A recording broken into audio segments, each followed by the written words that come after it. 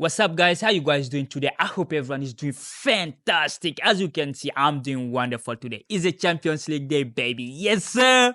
Liverpool against AC Milan was the biggest game of the night. Yeah, that was the derby, right? And of course, Aston Villa against Young Boys Bern from Switzerland. Hey, we know Switzerland. Chelsea played FC Servette not long ago. You remember that?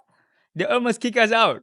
But hey, this is Young Boys Bern, and they were playing against Aston Villa, and of course, Unai Emery bringing back Aston Villa in the Champions League after 40 years of absence. And boy, they came back with fashion, with style. 3-0. So we're going to try to address that game. And of course, Liverpool win in San Siro, Italy. That result is not to be taken lightly. It's a good result against a big team. So anyway, guys, welcome back to another video. Welcome to the world of soccer. If you are new to this channel, make sure to give me some love, like, share, and subscribe to this channel. So the algorithm gonna see me. We're trying to grow. It's time by time. It's gonna step by step, right? I don't know why I'm mixing up this thing, but it's step by step, and we'll be there. It's a long walk, but we're gonna get to the destination as long as we keep working. So anyway, guys, we're gonna start with Liverpool game against AC Milan. What a game! I mean, Liverpool had a 3 or 4 shot on the post. They injured the goalie. They injured the McMahon. I mean, McMahon is really fragile. I don't know how different goalie can be injured like that all the time, right? So, but hey, he's kind of really fragile. But hey, it was in Italy at San Siro, one of the biggest or like one of the most iconic stadium in the world. I think they're going to rebuild it. But hey, we're gonna see if they're doing that or not. But Liverpool traveling to that because Liverpool were coming back from a game they lost against they lost the game against Forest, right? 1-0. So they're coming back from that loss, and then we was just looking at, okay, what they're going to do? Are they ready? What they going to do in the Champions League? Because the form are different, right? So at the moment, Arne Slot team look good. I mean, even though only defenders scored today because you have Ibrahim Konate, VVG, and of course, Dominic Sobozolai. I mean, the winger or the striker didn't score, but hey, they could have scored. Salah hit the post like 3 times, I think. He wasn't lucky today, But anyway, there's another positive news for the American soccer fan. Christian Pulisic, Captain America, he still got it. We saw that goal. The counter-attack was perfect. And, he know how to score. He can shoot either side. That was a great goal from him. Like 3 minutes in, opening the score, I thought the game was going to be okay. I know if I was betting on this, I would say, oh yeah, both teams gonna score and no tie. Like you would make money. But Fulham went there to destroy that ticket. So anyway, guys, we're gonna just talk about McMahon was starting for AC Milan. Of course, they're playing 4-2-3-1, and you have Theo Hernandez, the captain, and of course Pavlovic. Fikayo Tomori, we know him. He graduated from Cobham, from Chelsea, and of course the Calabria right back, really good player. And you have Yusuf Fofana from Monaco. They signed him this year. And you have Robin Loftus-Cheek, Chelsea graduate again, and of course Ranger and Rafael Leao, and of Christian Pulisic, another Chelsea player, and Alvaro Morata, another former Chelsea player. I think this team, AC Milan just have a lot of former Chelsea player in their team. Maybe that's why they're losing, because right now we are not that good, right? Hence, we are not even in the Champions League. But yeah, you cannot blame us for that. They're still good, right? But anyway, in the other side, Liverpool started with Diogo Jota at the front. Cody Gakpo, what a game. I mean, McMahon had a really good save, a lot of them. And of course, you have Dominic Szoboszlai and Mohamed Salah. Alexis McAllister. You can't just respect that dude. I think, there is a midfielder people don't see how important or how good they are. Because McAllister was boss in the midfield. And you have a Gravenberch, right? I think it's Ryan Gravenberch. And of course, you have Ibrahim Konate,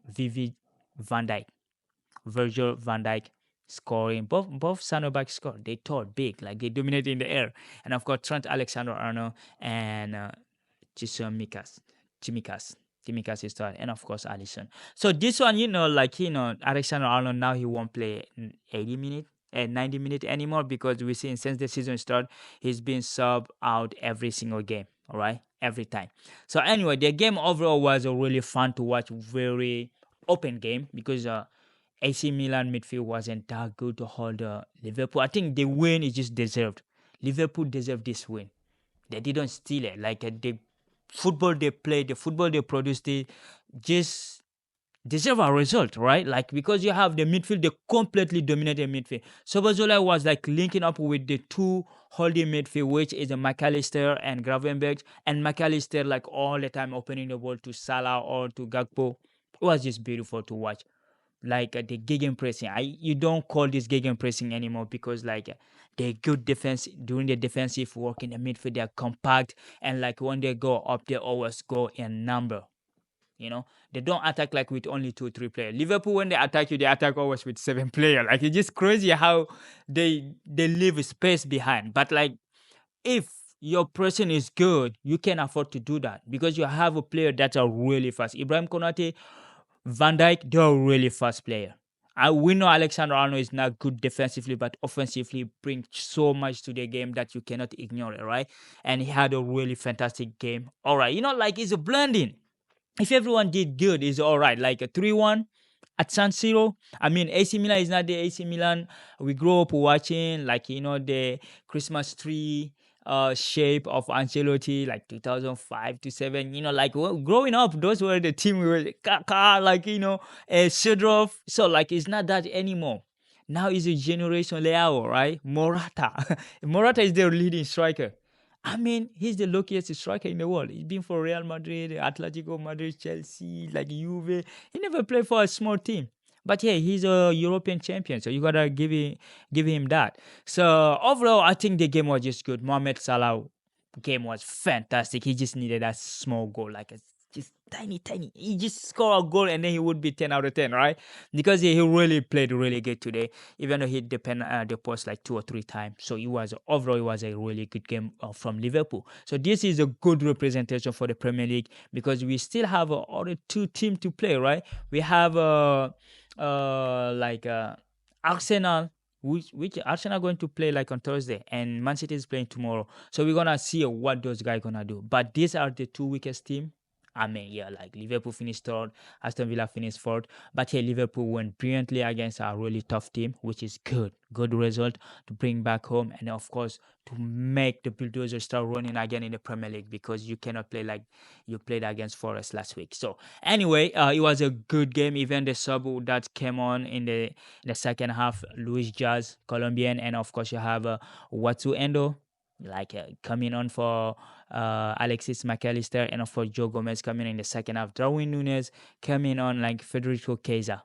His first minute with Liverpool, first Champions League, left from Juve to Liverpool. I mean, he had a really all right. The game was over. Like he just came in. Okay, yeah, I know this stadium. I came here to beat them all the time. So like they just gave him his first minute in the Champions League in his home country. It's not his home turf, but he's in home country because he's a Juve player. But overall, it was just a good. But I'm worried for Fonseca now because Fonseca from Lille, he just left to Lille to go to a bigger club in AC Milan, and the season is not going well for him so far because he lost like I think 3 or 2 games in the Serie A, and his next game is against Inter Milan. So I think they need to get their shit together, like because everything gonna start going kaboom. In the beginning of the season, we saw what he did to Rafael Leao and Theo Hernandez benching them. They weren't happy about it. They are the head of this team, so you cannot just come and bench them, right? So I mean, they need to get their thing together, quick, because I don't think they're beating Inter. So like I think Fonseca, is that Fonseca, right? It's for yeah, Fonseca. He need to get his act together because AC Milan season didn't start yet. They're losing too many games and it's not fair. It's not good for him. So anyway, I mean overall you see Rafael Leao, I think he need to release the ball quicker, and Christian Pulisic, despite his scoring, I think they got dominated today, right? The whole midfield were poor. Loftus-Cheek wasn't that good. Fofana, I think they were eating in the midfield like a fish. it was easy, too easy for Liverpool midfielder to dominate it. But overall, I think there is a lot of progress to do, and we see AC Milan coming back stronger. They can do it. Like they're one of the biggest team in the world. So anyway, that brings us to the second game of Aston Villa. Unai Emery bringing back Aston Villa to the Champions League after 40 years of absence.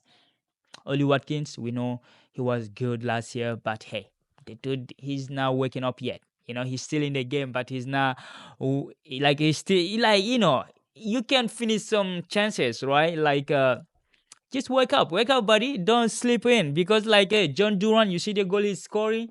Yo, that dude gonna take your place if you don't play seriously. Overall, like it was like okay, we're expecting Aston Villa to beat Young Boys, right? Which they did 3-0. I mean, the second goal was bunch of malarkeys. I don't know how the defender can do that. Even if Jacob Ramsey did not score, it would have been penalty because he gave the ball to the goalie. Like while the attacker are attacking the ball. What the hell? Why do you pass the ball like that? I mean, some professional players just do some stupid mistake. It's silly. You cannot give the ball right there. Like kick the ball out, corner, like throw in, like kick the ball. Why would you pass the ball in there? I think every coach are trying to play from back, from the defender to go up. You can do that with a team that has a better pressure. That you're not playing the Switzerland league anymore, even though the Champions League is following the same format, right? But hey, anyway, like it was kind of poor game from the Young Boys. The first goal, Yuri Tillman. I mean, the defender could have done better. Like, you cannot let a striker in your 18 yards control the ball and then shoot. It's a corner. It's not like even a counter-attack. It's a corner. How can someone control a ball from a corner and then no one step on him? No defender, no midfielder. The 18 box was full of people, but nobody to mark anybody. It was crazy. The first goal is a silly goal. I mean, it's beautiful. Like Yuri Tillman's scoring is good, but like it's the defender fault. You cannot consider goal like that in the Champions League if you are serious about you playing the Champions League, right? So anyway, Yuri Tillman, 27 minutes, they opened the goal after 40 years, coming back. Hey, remember, Aston Villa have a 2 Champions League. So you gotta respect these boys, right? And of course, the second goal come from Jacob Ramsey in the 38th minute. Even though like Oli Watkins was missing some sitter, like some counter-attack. I saw him missing some ball. I said, bro, even the Euro, you score a goal, a beautiful goal. Like you could score that one. He could have scored today, but he had a handball in one strike, and then like it just crazy. It was madness. And so 38 minute. 2-0. I mean, at that point, like Young Boys was trying because like everyone was playing the football. I think there is not easy team anymore in the Champions League because every team know how to hold the ball. You can dominate them, but when they get it, most team know what to do with the ball, right? You see Young Boys burn like they were in the pressure, but they were breaking those pressures sometimes.